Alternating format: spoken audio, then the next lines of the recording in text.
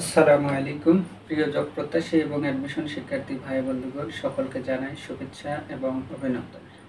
আজকে আমি সাধারণ জ্ঞানের 34তম পর্ব নিয়ে হাজির হয়েছি, যেখানে বাংলাদেশের উল্লেখযোগ্য পাহাড়সমূহের নাম এবং অবস্থান সম্পর্কে জানতে পারব। এখান থেকে বিসিএস প্রাইমারি নিবন্ধন সহ বিভিন্ন নিয়োগ পরীক্ষায় প্রশ্ন এসে থাকে। তো চলুন দেখা যাক। নাম অবস্থান: গারো পাহাড় ময়মনসিংহে অবস্থিত। চন্দ্রনাথ পাহাড়, এটা চট্টগ্রামের সীতাকুণ্ডে অবস্থিত। চিম্বুক ও নীলগিরি পাহাড় বান্দরবানে অবস্থিত। কালা পাহাড় মৌলভীবাজার অবস্থিত।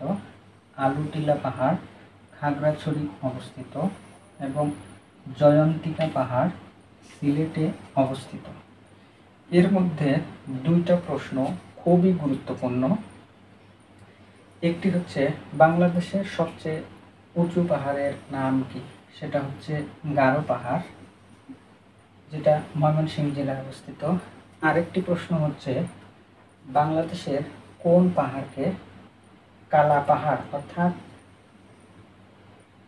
পাহাড়ের রানী বলা হয়, কোন পাহাড়কে, সেটা হচ্ছে কালা পাহাড়।